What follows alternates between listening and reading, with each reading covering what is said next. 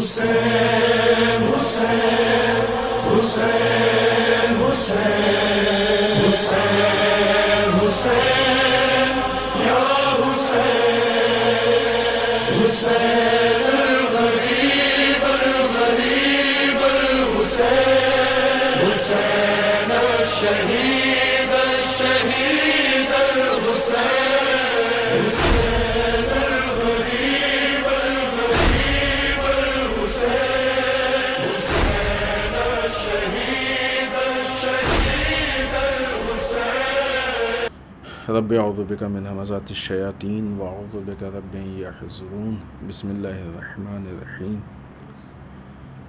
الحمد للہ الذی ہدانا لہذا وما كنا لنہتدی لولا ان ہدانا اللہ لقد جاءت رسل ربنا بالحق والصلاة والسلام علی سید اصل ما فی الوجود سر اللہ کل موجود نقطۃ دائرۃ الوجود صاحب لواء الحمد والمقام المحمود سید عین المجدد والمصطفى الامجد وابی القاسم محمد والصلاة والسلام علی آلہ الطیبین الطاہرین المعصومین المظلومین ولعنۃ الدائمۃ الباقیۃ علی اعدائہم اجمعین من الآن الی قیام یوم الدین اما بعد فقد قال حسین ابن علی علیہم الصلاۃ والسلام الا ان الدعی قد رکز بین اثنتین بین الذلۃ والذلہ وہیہات من الذلہ۔ سرکار سید الشہداء کا یہ مشہور ترین قول یا مشہور ترین اقوال میں سے ایک قول کہ جس میں آپ ارشاد فرماتے ہیں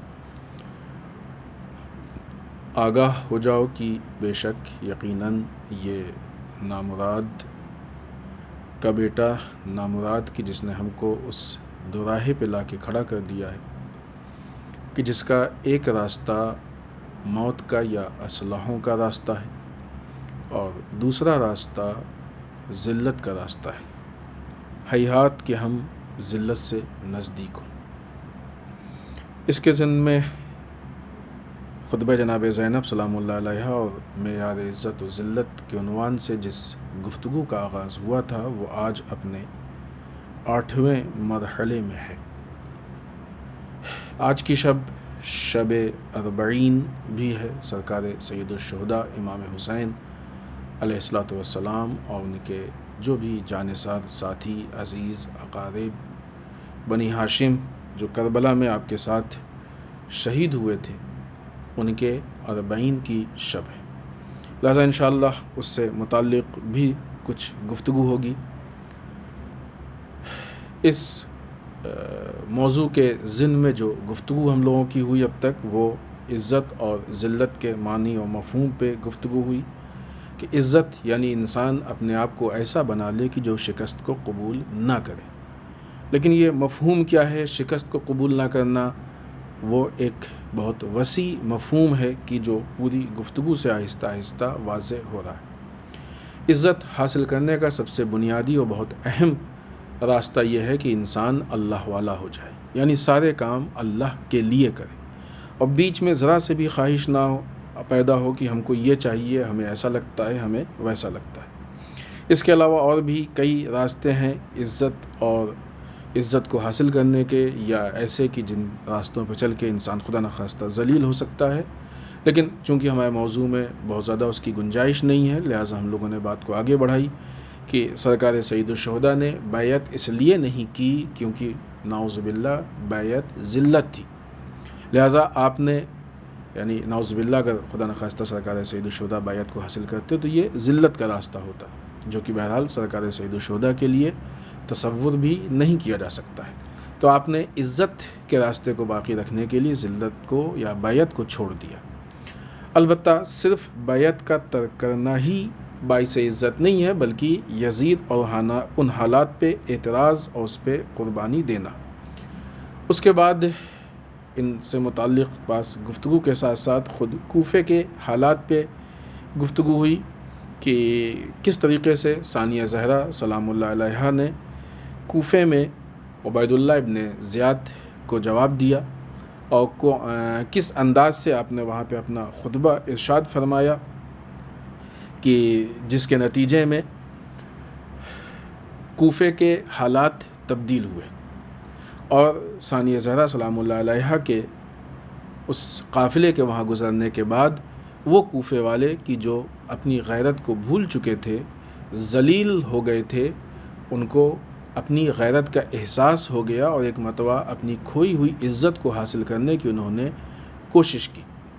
یہ بات ہم نے وہاں پیش کی تھی اور یہ محسوس کرنے کی چیز ہے کہ بہرحال ان کا استغفار اور توبہ اپنی جگہ ہے، وہ ان کا اور اللہ کا معاملہ ہے، لیکن جو انہوں نے غلطی کی تھی اس غلطی سے کچھ ایسے نقصانات عالم اسلام کو پہنچے ہیں کہ جس کی بھرپائی اس کے بعد ممکن نہیں ہوئی اور آج تک ممکن نہیں ہوئی۔ لہٰذا انسان کو بہت ہی احتیاط کے ساتھ اپنی ذمہ داری، وہ ذمہ داری کی جو اسلام، مشکل کیا تھی کوفے والوں کی؟ کوفے والوں نے خود سے یہ طے کیا تھا کہ ہماری ذمہ داری کیا ہے۔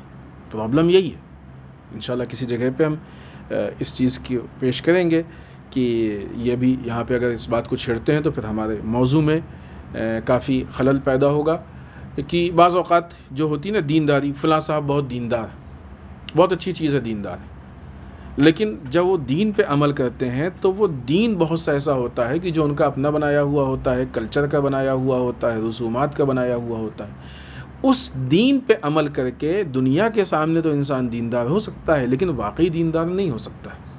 یہاں پہ پھر ایسی غلطی ہوتی ہے کہ جو غلطی بعض اوقات ایسا نقصان پہنچاتی ہے کہ جس کا تدارک ممکن نہیں ہے۔ یا مثلاً اصول کے بہت پکے ہیں، بہت اچھی چیز ہے، لیکن سوال اس بات کا کہ آیا یہ اصول الہی اصول ہیں یا اپنے بنائے ہوئے اصول ہیں، اسلام کے قانون کے مطابق ہیں یا اسلام کے قانون کے مقابلے میں ہیں؟ کہیں ایسا تو نہیں کہ اسلام کے قانون کو نقصان پہنچا رہے ہیں؟ تو پھر ایسے حالات میں بعض ایسی غلطیاں ہو جاتی ہیں کہ جو اسلام کو، عالم اسلام کو، نظام اسلام کو ایسا نقصان پہنچاتی ہیں کہ بعض اوقات اس کا تدارک یعنی اس کی بھرپائی ممکن نہیں ہوتی۔ انشاءاللہ کسی موقع پہ اس پہ تفصیل سے گفتگو ہوگی کہ ہم لوگ کس طریقے سے اپنے آپ کو غلطی سے بچا سکتے ہیں اور اپنی ذمہ داریوں کا احساس کر سکتے ہیں۔ پھر اس کے بعد ہم لوگوں کی گفتگو اس مقام پہ پہنچی تھی کہ ثانیہ زہرا سلام اللہ علیہا کا یہ قافلہ شام پہنچا۔ خوب جو شام کے حالات تھے وہ یہ کہ جب یہ قافلہ شام میں آیا تو بظاہر یزید کی حکومت بہت محکم تھی، بہت مضبوط تھی، ایسا لگ رہا تھا کہ بہت مضبوط ہے۔ خوب اس کے ریزن پہ بھی گفتگو ہوئی۔ اسی بات کو آگے بڑھاتے ہوئے آج ہم اس کے آگے کے پوائنٹس آپ کی خدمت میں عرض کرتے ہیں۔ یہ کہہ سکتے ہیں کہ جو شام میں جب یہ قافلہ داخل ہوا تو جو حالات پیش آئے ہیں، جو شام کا ماحول تھا، اس ماحول کے اعتبار سے بہت ساری چیزیں سمجھ میں آتی ہیں۔ مثلا جب یہ قافلہ شام میں داخل ہوا ہے تو شام والوں نے اس قافلے کے استقبال کے لیے جو استقبال ہوا ہے، بہت سارے پوائنٹس اس میں پوشیدہ۔ شام والوں نے اس قافلے کے استقبال کے لیے نئے کپڑے سلوائے تھے، نئے اور بہترین کپڑے پہنے ہوئے تھے، جیسے کہتے ہیں لباس فاخرہ۔ فاخرہ وہ کہ جس پہ فخر البتہ وہ اسلام میں ایسا نہیں ہے کہ لباس پہ فخر کیا جائے، لیکن ہوتا تھا لوگوں کے اس میں یہ تھا کہ بہت اچھے اچھے لباس، نئے لباس۔ شام کے پورے شہر کو سجایا گیا تھا، شام سجا ہوا تھا، ہر طرف لوگ خوشیاں منا رہے تھے۔ بعض راویوں کا کہنا ہے کہ جب ہم نے ان حالات میں، یہ روایتیں ہیں کہ جو بعض اوقات مصائب میں بھی پڑھی جاتی ہیں، کہ جب ہم اس دن شام میں گئے یا ہم نے اس دن شام کو دیکھا تو ہمیں ایسا محسوس ہو رہا تھا کہ آج شام والوں کی کوئی بہت بڑی عید ہے۔ ایک چیز جو کل اس سے پہلے کی گفتگو میں ہم نے، کل کی گفتگو میں مصائب میں بھی پیش کی تھی یہ بات، روایت کہ شام والے اہل بیت اطہار علیہم الصلوۃ والسلام پہ ظلم کر رہے تھے، اذیت پہنچا رہے تھے، یعنی گرم پانی پھینکنا، آگ کا پھینکنا، لکڑیوں کا پھینکنا، برا بھلا کہنا، تماشائیوں کی طریقے سے آ جانا۔ خوب یہ بھی ایک استقبال کا انداز تھا۔ پھر ایک تیسرے پہلو سے دیکھا جائے کہ مثلا صدقے کے خرمے پھینکنا، یہ ساری چیزیں، یہ بھی ایک ان کا استقبال کا انداز تھا کہ وہ استقبال کر رہے تھے۔ چوتھے اینگل سے دیکھا جائے، یہ مختلف اینگل ہے۔ پھر یہاں پہ ہم بات کریں کہ اصل موضوع ہمارا وہ شام میں اہل بیت کا استقبال نہیں ہے۔ ابھی ہم کو چونکہ یہ ایک پس منظر ہے، بہت اہم ہے کہ ثانیہ زہرا سلام اللہ علیہا کے خطبے پہ گفتگو کی جائے، لہٰذا تھوڑا سا ان حالات پہ تھوڑی سی گفتگو اہم ہے تاکہ ہم وہاں کے حالات کو محسوس کر سکیں، اور پھر اس کے بعد ثانیہ زہرا کی گفتگو اس کے پس منظر میں۔ چوتھے اعتبار سے کہ وہ شخص، یہ بھی مشہور واقعہ ہے، ہم نے اس سے پہلے ذکر کیا ہے آپ لوگوں کی خدمت میں، کہ وہ شخص کی جو امام ضعیف انسان، بوڑھا انسان امام سجاد علیہ السلام کے سامنے آیا، اور آنے کے بعد کہتا ہے کہ اللہ کا شکر ہے کہ جس نے ہمارے امیر کو یعنی نعوذ باللہ یزید کو فتح بخشی اور آپ لوگوں کو نعوذ باللہ استغفر اللہ ذلیل کیا۔ جب امام سجاد علیہ السلام نے اس سے پوچھا قرآن پڑھا؟ اس نے کہا پڑھا۔ یعنی اس کا مطلب یہ کہ وہ اپنے کو دیندار سمجھ رہا تھا، وہ دین کے اعتبار سے آ کے اس بات کی خوشی کا اظہار کر رہا تھا کہ ہمارا امیر جیت گیا۔ کیوں؟ شام والوں کے دلوں میں کون سی ایسی چیز تھی کہ جو یہ سارے ماحول پیش آئے، یہ سارے حالات پیش آئے؟ وہ کون سے ایسی باتیں تھیں کہ جس نے شام والوں کو یہاں تک پہنچا؟ اس طرح کے بہت سارے چھوٹے بڑے واقعات اور روایتیں ہیں کہ جو خود شام کے حالات کو بتا رہی ہیں، اور پورا شہر اس میں خوش ہو جانا، اور اتنا شہر کا ملوث، یعنی پورا شہر ایک دم مکمل طریقے سے خوش تھا، عید منا رہا تھا، اور ایک دم شام میں ایسا اندازہ ہو رہا تھا کہ بہت بڑا کوئی نعوذ باللہ دشمن اسلام۔ اور پھر یہ اعلان بھی منادی کر رہا تھا، قافلہ جب چل رہا تو آگے آگے کیا تماشائیوں تماشا دیکھو، یہ وہ لوگ ہیں جنہوں نے خروج کیا تھا، ان کے مردوں کو قتل کیا گیا، عورتوں کو نعوذ باللہ خارجی بنا کے پیش کیا جا رہا تھا۔ لیکن ظاہر سی بات ہے کہ یہ ساری چیزیں جو تھیں وہ صرف اس اعلان کی بنیاد پہ نہیں تھیں، کیونکہ اس میں بہت ساری چیزیں ایسی ہیں کہ جو پہلے سے آمادگی اس کی ضروری ہے۔ تو اس کا مطلب کہ اس کے اوپر پہلے سے آمادگی کی گئی تھی، پہلے سے کچھ حالات ایسے تبدیل تھے کہ جو یہ چیزیں اور یہ منظر سامنے آیا۔ در واقع شام کے حالات یہ تھے کہ شام میں بنی امیہ نے لوگوں کو یہ ثابت کیا تھا کہ ہمارا ہی تعلق رسول اللہ صلی اللہ علیہ وآلہ وسلم سے، یعنی نزدیک یا تقریباً اہل بیت کے مقام پہ، اور اس کا جواب سرکار سید سجاد امام زین العابدین علیہ السلام نے اپنے خطبے میں دیا کہ جس وقت امام وہ خطبے کا لہجہ دیکھیے، انداز دیکھیے، چونکہ وہ معرفت غلط تھی، اس پس منظر میں جب امام سجاد علیہ السلام کا خطبہ دیکھا جائے گا تو وہ پھر حقیقتیں سامنے آئیں گی کہ امام سجاد کس جھوٹ کو توڑنے کی کوشش کر رہے تھے۔ ابھی ہمارا موضوع نہیں ہے، صرف ہم وہ پوائنٹ پیش کر کے، یعنی یہ امام سجاد علیہ السلام کے خطبے کے موضوع پہ ہم گفتگو نہیں کر رہے ہیں، لہٰذا اس پوائنٹ کو پیش کر کے آگے بڑھیں کہ جب آپ خطبہ پیش کر رہے ہیں، خطبے میں اپنے کو پہچانوانے کی کوشش کر رہے ہیں، پھر اس کے بعد اذان شروع ہوئی، آپ نے خطبے کو روک دیا، اور جیسے ہی مؤذن اشہد ان محمد رسول اللہ پہ پہنچا تو امام نے پوچھا کہ یزید بتائیے تیرے جد کا نام ہے کہ میرے جد کا نام ہے؟ آج کے مسلمانوں کے لیے بہت عجیب بات ہے۔ آج کوئی بھی جو آل رسول میں سے ہو، وہ کسی سے، سب کو معلوم ہے، حتیٰ مسلمانوں کو معلوم ہے، اکثریت کو معلوم ہے کہ رسول اللہ صلی اللہ علیہ وآلہ وسلم کے اولاد کون ہے، رسول کس کے جد ہیں، سب کو معلوم۔ لیکن شام کے لیے بہت اہم مسئلہ تھا، اور یہ کہا کہ اگر تو یہ کہتا ہے کہ تیرے جد کا نام ہے تو جھوٹا ہے۔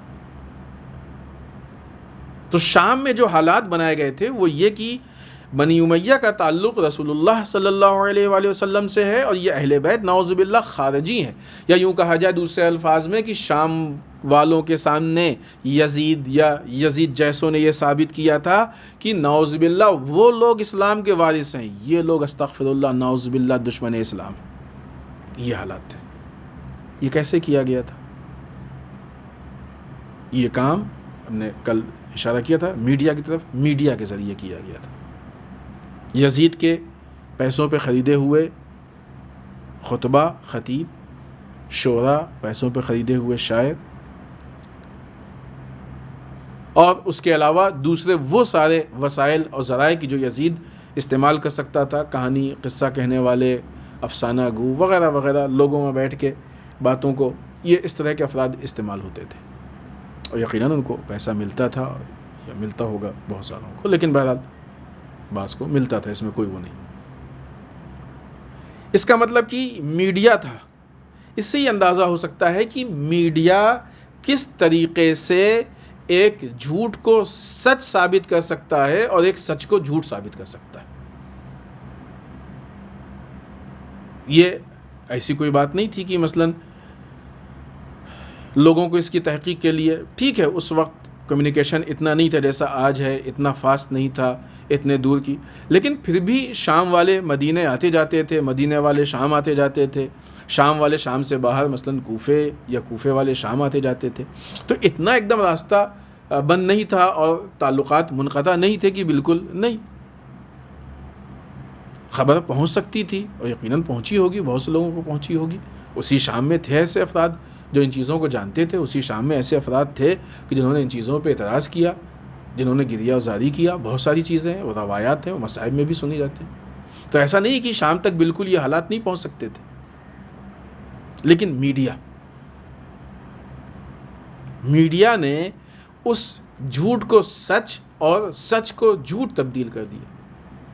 مسلسل تقریباً 40 سال یا اس سے زیادہ منبروں سے یا مختلف ذرائع سے اہل بیت کے خلاف لوگوں کو آمادہ کیا گیا، لوگوں کے دلوں میں اہل بیت کا بغض بھرا گیا کہ وہ بغض تھا جو اس شکل میں نکل رہا تھا کہ کوئی مثلاً نئے کپڑے پہنے ہیں، کوئی فاخرہ کپڑے پہنے ہوئے ہے، کوئی صدقے کے کھجور پھینک رہا ہے، کوئی پتھر مار رہا ہے، کوئی لکڑی مار رہا ہے، کوئی آگ مار رہا ہے، کوئی گرم پانی پھینک رہا ہے، کوئی توہین کر رہا ہے۔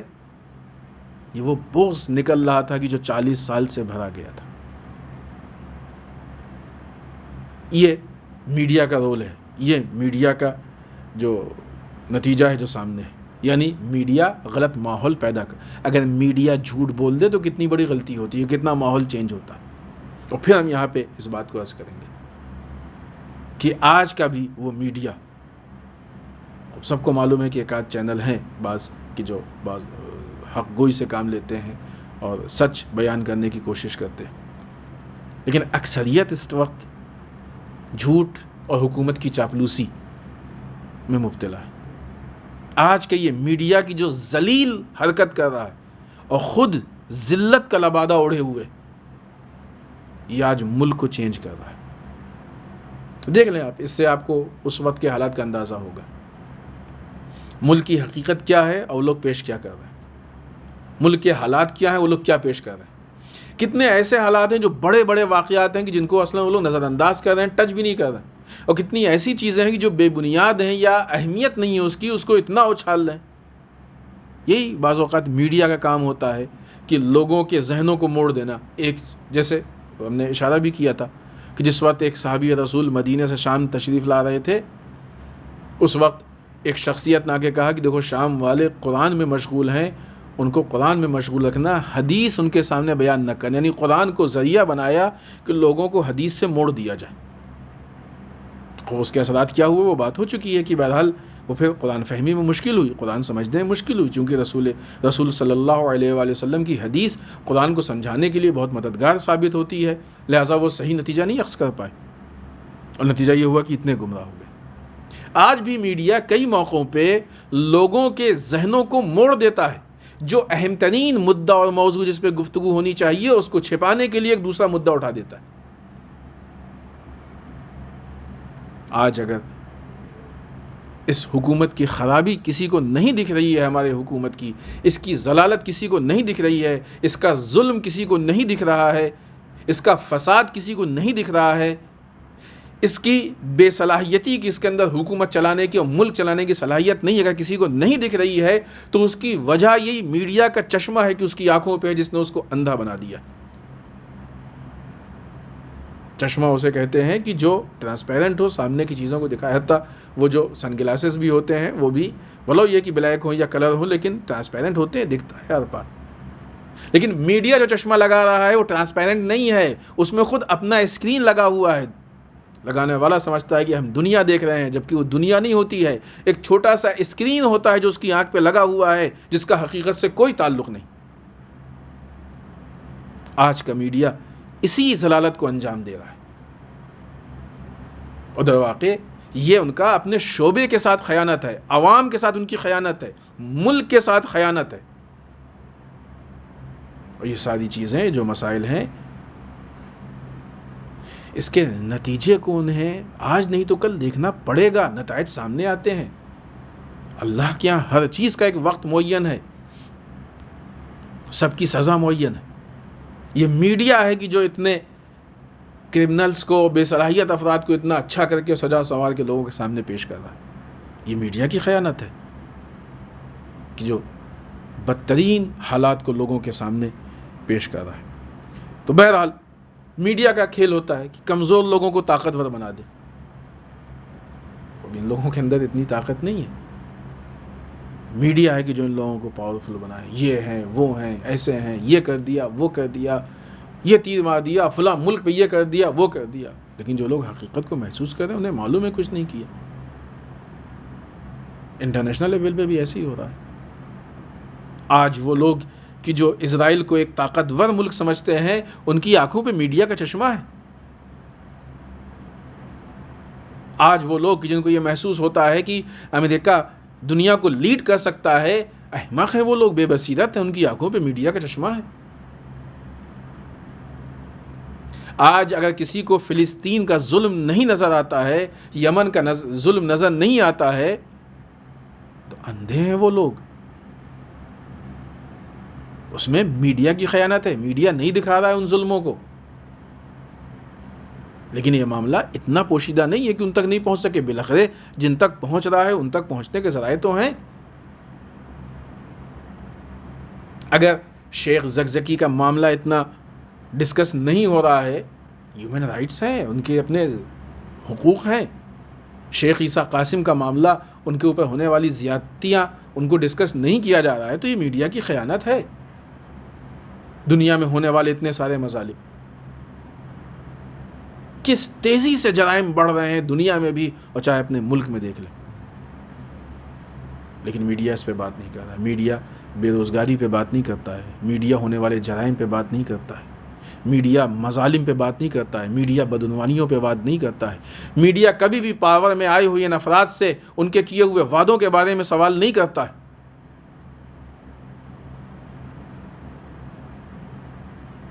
اور ان ساری چیزوں میں بات آئی ہے تو ایک جملہ یہ بھی عرض کرتے چلیں، ان ساری چیزوں میں ان ضمیر فروش افراد کا بھی تعاون ہے کہ جو اس کے پہلے بدعنوانیوں پہ بولا کرتے تھے، کہ جو یقیناً اس سے کم تھی بدعنوانیاں تھیں، اور بولنا صحیح تھا، بولنا چاہیے تھا، لیکن آج وہ کیوں چپ ہیں؟ اس کا مطلب یہ کہ وہ حق کے لیے نہیں بول رہے تھے، وہ ایک پارٹی کے تعصب یا ایک پارٹی کے بیجا سپورٹ کے لیے بول رہے تھے. ان کے یہ معاملات حق کی حمایت کے لیے نہیں تھے، ظلم کے خلاف نہیں تھے، بدعنوانی کے خلاف نہیں تھے، پارٹی بازی کے مطابق تھے. تعجب ہے کہ ایسے ایسے نام تھے اس میں کہ جو عجیب ہے. فی الحال ابھی وقت نہیں ہے کہ ان ناموں کو بھی گنا جائے، اس لائق بھی نہیں ہے، اتنی اہمیت بھی نہیں ہے. لوگ سمجھتے ہیں، جانتے ہیں، ان کو معلوم ہے، ذہنوں میں ہے لوگوں کو یاد ہے کہ کون لوگ اس وقت بہت زیادہ بول رہے تھے، ایسا خاموش ہو گئے کہ غائب ہو گئے کہ لگتا ہے کہ دنیا میں ہے ہی نہیں. اچھا کسی نے جملہ کہا ہے کہ نہیں، ابھی وہ مرے نہیں، صرف ان کا ضمیر مرا ہے، وہ زندہ ہے. سننے میں آتا ہے بعض اوقات یہ جملہ. تو بہرحال شام میں میڈیا نے، شام میں جو یزید کا میڈیا تھا، اس نے شام کے حالات کو خراب کر دیا. اس کو دوسرے عنوان سے بھی ہم دیکھ سکتے ہیں کہ چونکہ ان میں یہ جو حالات تھے اس کا بہت بنیادی تعلق دین سے تھا، لہٰذا وہ افراد کہ جو مثلا قصہ گو قسم کے تھے، جو افسانہ گو قسم کے تھے، یعنی افسانے بیان کرتے تھے، قصے بیان کرتے تھے، لوگوں میں بیٹھ کے بات چیت، وہ ان معاملات میں اتنے اثر انداز نہیں تھے وہ بھی اثر انداز، لیکن زیادہ اثر انداز ان معاملات میں وہ افراد تھے کہ جو ممبر پہ آ کے ان چیزوں کو بیان کرتے تھے، چاہے وہ خطبہ ہوں، چاہے وہ شورا. لہذا آج بھی نتیجہ کیا ہوا کہ پھر شام والوں نے اسی خرابی کو دین سمجھا. آج بھی ہم کو اس بات کی احتیاط کرنی چاہیے.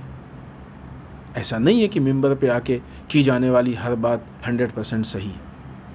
ہمارے پاس ایک معیار ہونا چاہیے کہ جو معیار اس کو پرکھے. ایک بیس ہونا چاہیے کہ جس بیس کی بنیاد پہ ہم یہ طے کریں. نہ یہ کہ آنکھ بند کر کے جو کچھ بھی ممبر سے دیا جائے سب دین ہے، چاہے وہ خطابت کے انداز میں دیا جائے، چاہے وہ شاعری کے انداز میں دیا جائے، چاہے وہ ممبر ہو، چاہے مذہبی کوئی بھی اسٹیج ہو. کیونکہ شام جو پورا برباد ہوا ہے وہ انہی لوگوں کی وجہ سے برباد ہوا ہے جنہوں نے غلط دین دیا. یہ کام تنہا یزید جیسوں کے بس کا نہیں تھا. اس کام کے لیے وہ لوگ مجبور تھے کہ ایسے لوگوں کو استعمال کریں جن سے لوگ دین لیتے ہیں. لہٰذا وہ افراد کی جن سے دین لیا جاتا ہے اگر وہ اپنی حیثیت کو پہچان لیں تو کوئی بھی ان کو نہیں خرید سکتا ہے. اگر وہ بک گئے خدا نخواستہ تو اس کا مطلب یہ ہے کہ یا تو وہ اپنی حیثیت کو نہیں پہچانتے ہیں یا وہ ہیں ہی تاجر کہ جو تجارت کے لیے اور مال دنیا کے لیے ان چیزوں کو استعمال کر رہے ہیں. بہرحال اس تفصیل کو مختصر کریں اور بات کو آگے بڑھائیں کہ یہ جو حالات تھے یہ ان کی وجہ سے حالات پیش آئے. اتنی بڑی تبدیلی ہو گئی شام میں کہ رسول اللہ صلی اللہ علیہ وآلہ وسلم کی پوری زندگی اور آپ کی زندگی کے بعد ابھی یہ سن 61 ہجری شروع ہو گیا تھا، یعنی تقریباً رسول کے بعد کے 50 سال اور ہجرت کے بعد جب سے مدینہ میں حکومت قائم ہوئی ہے کہ جہاں سے خود ہجری سال بھی شروع ہوا ہے، یہ 60 سال پورا گزرا. 50 سال یہ حکومت کا گزرا رسول کی بات کے. اتنے طولانی عرصے میں شام والوں تک حقیقت نہیں پہنچ پائی، حقیقی دین نہیں پہنچ پایا، جس کا نتیجہ اس شکل میں دیکھنے میں آیا کہ شام والے سرکار سید الشہداء کے قتل اور ان کے اسیروں کے قافلے پہ خوشی منا رہے تھے، خوشی کے باجے بج رہے تھے. جو بھی تھی بہت ساری تفصیلات ہیں کہ جو ان کے خوشی منانے کا طریقہ تھا. لیکن اب جب یہ قافلہ آیا، آپ دیکھیں اہل بیت کو معلوم تھا. اہل بیت کا جو ثانیہ زہرا کا خطبہ ہے، بالخصوص کوفے کے خطبے کے جو مطالب ہیں وہ دیکھیں آپ، شام کے خطبے کے جو مطالب ہیں وہ دیکھیں. یعنی جو میٹر ہے، جو پوائنٹس ہیں، جو باتیں ہیں جو آپ نے کوفے کے خطبے میں ارشاد فرمائی ہیں، جو شام کے خطبے میں ارشاد فرمائی ہے، دیکھیں. چونکہ کوفے میں بھی یہ چیزیں تھیں کہ غلط دین پیش کیا گیا تھا، لہٰذا وہاں بھی یہ پہلو تھا لیکن نسبتاً کم تھا. وہاں لوگوں کو غیرت دلانے والا پہلو زیادہ تھا. لیکن شام میں جو یزید کی شکل تھی، جو باطل چہرہ تھا، اس نقاب کو اتارنے والا پہلو زیادہ تھا. لہٰذا جو آپ کا ریئیکٹ ہے، جو ریئیکشن تھا اہل بیت کا، ٹھیک اسی طرح جس طریقے سرکار سبت اکبر امام حسن مجتبی علیہ الصلوۃ والسلام کا وہ مشہور واقعہ ہے کہ ایک شخص آیا اور آنے کے بعد آپ کو برا بھلا کہنے لگا. تو امام نے پوچھا، لگتا ہے کہ تم شام سے آئے ہو، مسافر ہو؟ ہاں شام سے.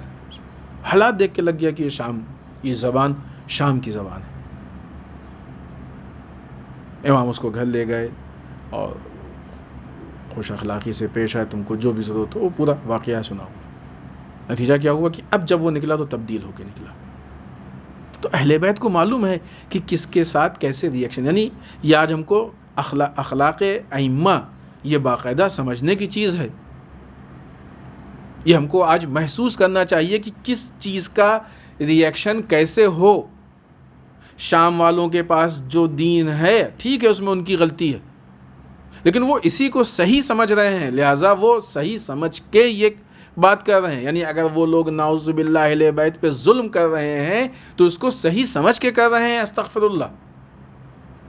انہیں ایسا لگ رہا ہے کہ یزید حق پہ اور یہ لوگ باطل پہ تھے، اپنے حساب سے استغفر اللہ نعوذ باللہ ایک باطل کے خلاف یہ کام کر رہے ہیں. ثانیہ زہرا نے اس کے اعتبار سے گفتگو کی. ہم ان خطبات اور ان باتوں پہ بھی گفتگو نہیں کر رہے ہیں کہ جو مثلا کوفے میں راستے میں ہوئی اور شام میں راستے میں ہوئی. ورنہ کوفے کے راستے کی وہ مشہور ہے جس میں غیرت دلائی گئی اور کہ تمہاری مثال اس بڑھیا کی جیسی ہے کہ جس نے اپنے دھاگے کو کاٹ کے کھول دیا. تمہاری مثال اس سبزے کی جیسی ہے جو غلاظت پہ ہوگا. وہ کوفے کے راستے کی ہے، اگرچہ اس پہ بھی گفتگو کرنے کی ضرورت ہے. لہٰذا شام کے ان حالات کو دیکھ کے اہل بیت نے، ثانیہ زہرا سلام اللہ علیہ نے، امام سجاد علیہ الصلوۃ والسلام نے، جناب ام کلثوم سلام اللہ علیہ، اور جو بھی شخصیات انہوں نے جو گفتگو کی ہے، اس گفتگو نے شام والوں کو تبدیل کیا، اور ایسا تبدیل کیا کہ شام والے پورے عوض ہو گئے پوری طریقے سے۔ یہ واقعی کمال ہے کہ ایک اتنی طولانی محنت، کوشش جو یزید اور خاندان یزید کی تھی، اس پوری کوشش پہ سرکار سید الشہداء کے اسیروں کا قافلہ، یا یوں کہا جائے کہ عزاداری سرکار سید الشہداء کے جلوس نے تھوڑی سی مدت میں اتنی بڑی تبدیلی پیدا کر دی کہ شام والے بدل گئے، عوض ہو گئے شام والے۔ وہی شام والے جو خوشیاں منا رہے تھے ان کو غم ہوا، افسوس ہوا۔ وہی شام والے جنہوں نے نئے لباس سلوائے تھے، جب ثانیہ زہرا سلام اللہ علیہ نے فرش عزا بچھایا تو وہ سیاہ لباس میں آئے، کالے کپڑوں میں آئے۔ یہ عزاداری کا کمال ہے، یہ ہمارے جلوسوں کا کمال ہے کہ اگر اہل بیت کی روش سے ان کو پیش کیا جائے تو دنیا تبدیل ہو سکتی ہے، ظالم تبدیل ہو سکتا ہے اور قاتل مجبور ہو سکتا ہے۔ لہذا وہ حالات تبدیل ہو گئے۔ ثانیہ زہرا سلام اللہ علیہ نے ایک طرف سے اپنی گفتگو، البتہ ساری گفتگو شامل ہے چونکہ ہماری بات جو ہے وہ ثانیہ زہرا سلام اللہ علیہ کے خطبات سے، اس لیے ہم بی بی کا نام لے رہے ہیں، ورنہ امام زین العابدین علیہ السلام کی خطبات و گفتگو بھی، اور دوسرے جو اہل بیت کی شخصیات ہیں سب کی گفتگو اور سب کی کوشش اور محنت و کاوش اس میں شامل ہے۔ ایک طرف سے شام والوں کے دلوں سے اہل بیت کی جو نفرت تھی، جو دشمنی تھی، اس کو نکالا۔ دوسری طرف سے نہ یہ کہ صرف دشمنی نکالی، ٹھیک ہے، اچھا مثلا دشمن سمجھتے تھے، ٹھیک ہے آپ کی غلطی نہیں ہے تو کوئی دشمنی نہیں، ٹھیک ہے آپ اپنے راستے، ہم اپنے راستے، نہیں، یہ کام مکمل نہیں ہوا ہے، یہ کام کمپلیٹ نہیں ہوا ہے۔ صرف دشمنی نکالنا مقصد نہیں ہے، بلکہ دوسری طرف سے ان کے دلوں میں اہل بیت اطہار علیہم الصلوۃ والسلام کی محبت ڈال دی، یہ اس سے اہم کام تھا۔ اور اس سے بڑا کام یہ کہ وہ بنی امیہ کی جس کی حکومت اتنے طولانی عرصے سے تھی، جس نے اتنا پیسہ خرچ کیا تھا، اور باطل طاقتیں دیکھ لیں اس بات کو کہ اتنا پیسہ میڈیا پہ خرچ کرنے کے بعد اگر لوگوں کے درمیان جھوٹ پھیلایا جا رہا ہے تو جھوٹ کی زیادہ عمر نہیں ہوتی ہے، اور جب جھوٹ کھلتا ہے تو وہ لوگ کی جو کل اس جھوٹ کی بنیاد پہ آپ سے محبت کر کے آپ کے اوپر جان دینے کی بات کر رہے تھے، جب حقیقت سامنے آ جائے گی تو وہ آپ کے دشمن بن سکتے ہیں۔ چاہے وہ آج کی حکومت ہو، ان چیزوں کو محسوس کریں، وہ جھوٹ کی بنیاد پہ بہت زیادہ حالات باقی نہیں رہتے ہیں۔ جھوٹ کی مثال پانی کے اوپر ہونے والے بلبلے کی جیسی ہے کہ جس کی بہت زیادہ عمر نہیں ہوتی ہے۔ ہو سکتا ہے کہ شاید مثلا شام بنی امیہ کا جھوٹ 40 سال 50 سال کھنچ گیا تو یہ 50 سال پورے ان حالات کے اعتبار سے اس کی حیثیت پانی کے بلبلے سے زیادہ نہیں ہے۔ اگر ہمارے یہاں حکومتوں کا جھوٹ 8 سال یا اگر حکومت سے پہلے سے اگر لے لیں تو تھوڑا زیادہ اگر یہ کھنچ گیا ہے تو یہ کوئی بہت بڑی طولانی مدت نہیں ہے، لیکن اس کے بعد جب تاریخ لکھے گی تو اتنے بدترین عنوان سے لکھے گی کہ پوری زندگی وہ ذلت کبھی ان سے دور نہیں ہوگی۔ یزید نے بھی تاریخ بنانے کی کوشش کی تھی، بنی تاریخ، لیکن ایسی تاریخ بنی کہ جس کو دیکھ کے ہر آدمی تھوکتا ہے۔ آج کے بھی یہ افراد بعض اوقات ان کی اوچھی حرکتوں سے لگتا ہے کہ یہ تاریخ میں اپنے آپ کو ایک بہت بڑا بہت مہان پروش بنانا چاہتے ہیں، لیکن انشاءاللہ آنے والا وقت بتائے گا اس کو۔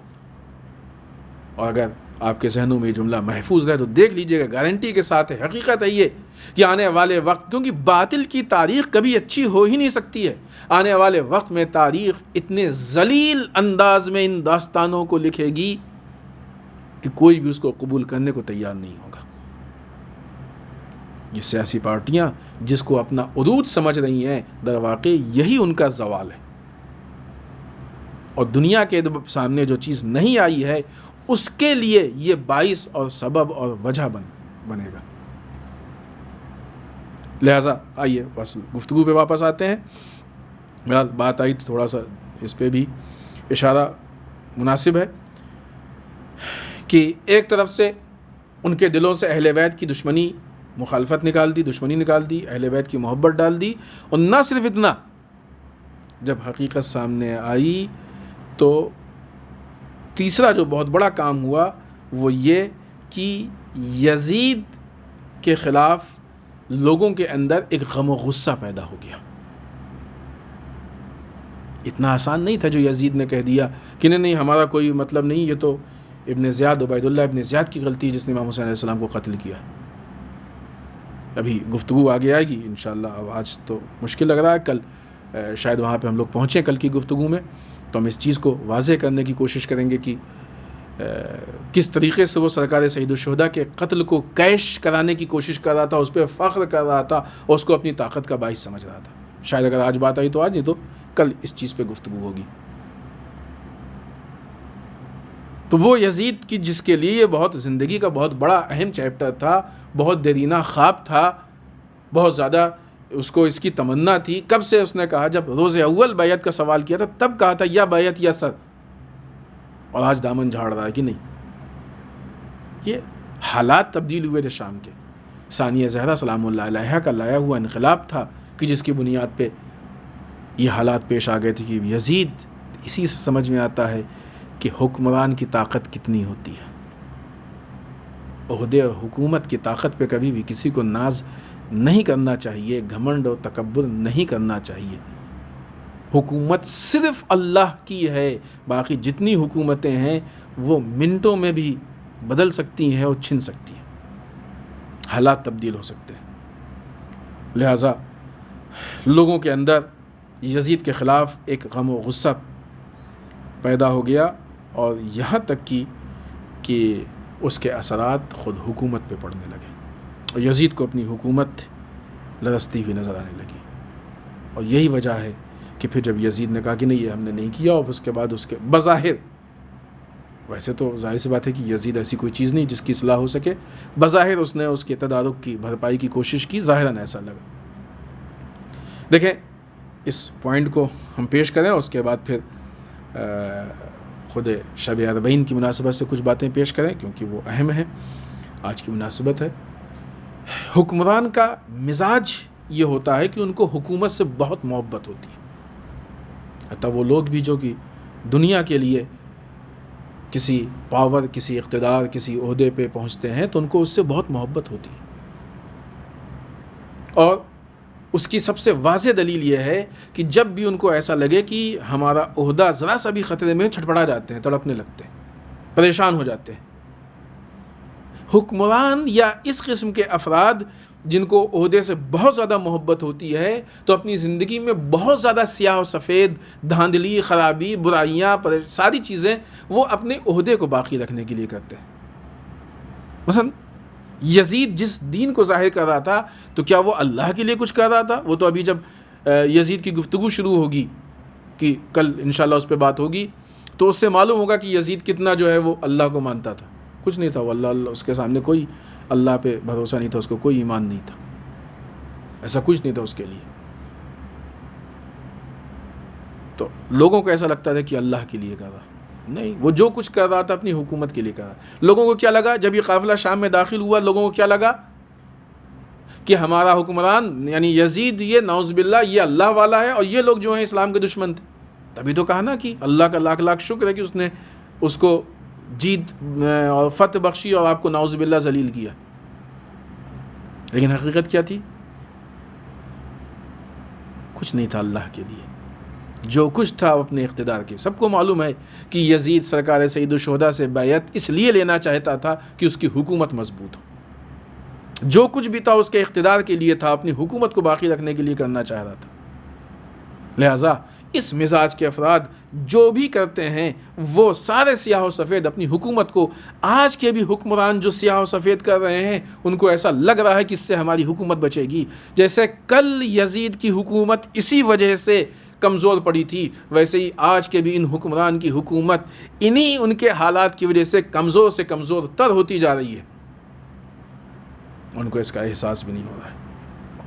لیکن ضرورت یہ ہے، اس بات کی ہے کہ ان کو احساس دلایا جائے۔ ثانیہ زہرا سلام اللہ علیہا نے یزید کو احساس دلایا، تبھی تو وہ جو بظاہر فرق سامنے آیا اسی کی بنیاد پہ آیا۔ ضرورت اس بات کا ہے کہ احساس، جب اس کو حکومت ڈگمگاتی نظر آئی تو اس نے حالات کو تبدیل کر دیا۔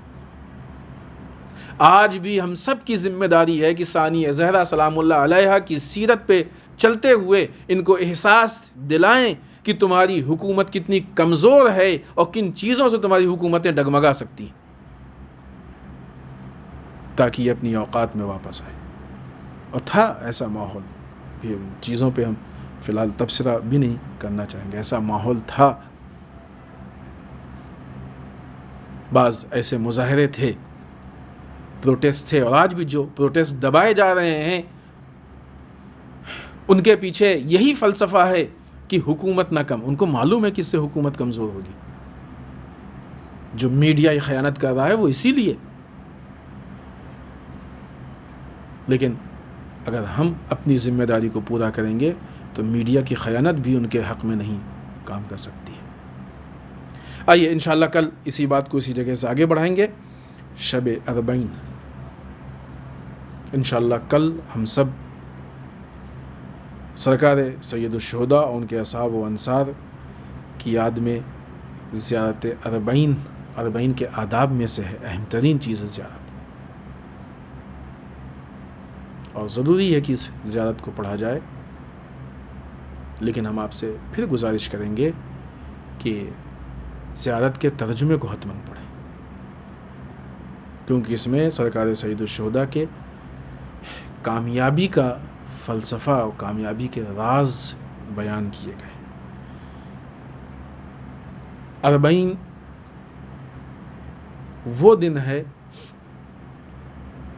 کہ جس دن میں سرکار سید الشہداء کے انقلاب کو اور اس میسج کو ہم لوگوں تک پہنچا سکتے ہیں، اور بہت بڑے پیمانے، یہ اتنی بڑی راہ پیمائی یا اتنے بڑے پیمانے پہ جو مارچ ہوتا آیا ہے کہ جو اس سال کافی کم ہو گیا، تقریباً نہ ہے، چونکہ وہ اعلان ہو گیا تھا کہ بند ہے۔ یہ پوری دنیا میں ایک میسج، اس کا فلسفہ ہے، اور بہت بڑا فلسفہ ہے اس کے اندر، اور بہت اس سے فوائد ہیں کہ جن کو ہم حاصل کر سکتے ہیں، اور الحمدللہ کافی حاصل بھی ہو رہا ہے۔ اس کے ذریعے سے ہم پوری دنیا میں سرکار سید الشہداء کے پیغام کو پہنچا سکتے ہیں، ان کی تحریک کو پہنچا سکتے ہیں۔ پیغام پہنچانا پہلا مرحلہ ہے، تحریک کا پہنچانا دوسرا مرحلہ ہے۔ پیغام یعنی میسج، سرکار سید الشہداء یہ چاہتے ہیں۔ تحریک کا پہنچنا یعنی تبدیلی، کہ وہاں پہ وہ تبدیلی پیدا ہو جائے، فرق پیدا ہو جائے۔ یہ اربعین ہی وہ موقع ہے کہ جس دن اہل حرم علیہم الصلوۃ والسلام کا قافلہ شام سے آزاد ہونے کے بعد کربلا پہنچا ہے۔ بہت سخت تھا زینب کے لیے کہ جو اپنے بھائی کو بے گور و کفن کربلا میں چھوڑ کے آئی تھی۔ ایک بہن کے سامنے جس طریقے سے بھائی کو قتل کیا گیا تھا، یہ کوئی چھوٹی چیز نہیں ہے۔ جس وقت امام حسین علیہ الصلوۃ والسلام خیمے میں آئے، آخری رخصت کے لیے آواز دی، کتنا سخت ہوگا یہ جملہ امام حسین کا زینب کے لیے کہ اب ہمارا بھائی بھی رخصت آخر کے لیے آیا ہے۔ کس دل سے زینب نے اپنے بھائی کو رخصت کیا ہوگا۔ ام کلثوم، جناب رباب، دوسری بیویوں نے رخصت کیا۔ امام حسین مقتل کی طرف جاتے ہیں اور ایک مرتبہ حملہ کرتے ہیں، تم نے ہمارے علی اکبر کو قتل کیا ہے، تم نے ہمارے قاسم کو قتل کیا ہے، تم نے ہمارے عباس کو قتل کیا ہے۔ فوجوں میں ایک تلاطم برپا ہوا، آواز آئی کہ دیکھو یہ علی کا لال ہے، یہ علی کا بیٹا ہے، اس سے اس طریقے سے جنگ نہیں کر سکتے ہیں، دھوکے سے چاروں طرف سے گھیر کے حملہ کر دو۔ فوجوں نے امام حسین علیہ السلام کو چاروں طرف سے گھیر لیا، تیر اندازوں نے زبردست تیروں کی بارش کی، جن کے ہاتھوں میں نیزے تھے انہوں نے نیزے مارے، جو اور آگے تھے انہوں نے یکبارگی چاروں طرف سے ایک ساتھ تلواروں کا حملہ شروع کر دیا۔ فاطمہ کا لال 3 دن یا شاید اس سے زیادہ کا بھوکا و پیاسا سنگین اسلحوں کے ساتھ کربلا کی اور ایک زار اور اس کی نکلتی ہوئی گرمی، وہ دھوپ کی تپش، اسلحوں کے لوہے کا جلنا، ان سارے حالات کے ساتھ کب تک ان سارے حملات کا مقابلہ کر سکتے تھے حسین؟ لہٰذا حسین ابن علی ایک مرتبہ ایک ایسا گرز آ کے پڑا، ایک ایسا نیزہ آ کے پڑا کہ حسین گھوڑے پہ سنبھل نہ سکے، ایسا لگا کہ حسین کو چکر آ رہا ہے۔ ایک مرتبہ حسین نے گھوڑے کے گلے میں باہوں کو ڈال دیا، لیکن ابھی بھی فوج اشقیہ کو اس بات کا احساس تھا کہیں ایسا نہ ہو کہ حسین دوبارہ اٹھ جائیں۔ خوف کی وجہ سے وہ دور تھے، لیکن دور سے چاروں طرف سے گھیر کے حملہ کر رہے تھے۔ ایک عجیب انداز تھا ان کے حملے کا کہ جو اکثر شہداء پہ ہوا ہے، لیکن جناب عباس کے ساتھ اور امام حسین کے ساتھ بہت زیادہ ہوا ہے، وہ یہ کہ چاروں طرف سے گھیر کے یہ تلوار مارنے والے بے تحاشا جسم پہ اتنی تلواریں مارتے تھے کہ جسم پاش پاش ہو جاتا تھا۔ فاطمہ کا لال گھوڑے کے گلے میں اپنی باہوں کو ڈالے ہوئے ہے، لوگوں کو خوف ہے، چاروں طرف سے حملہ ہو رہا ہے، اور جب اس حملے کے بعد بھی جناب امام حسین کے جسم میں طاقت نہیں بچی تو ایک بار حسین گھوڑے سے زمین پہ تشریف لائے۔ عزیزان محترم، حسین زمین پہ ہیں، لیکن کسی بھی شقی کی اتنی ہمت نہیں پڑ رہی ہے کہ جو حسین کے پاس جائے، جا کے حسین کے سر کو قلم کرے۔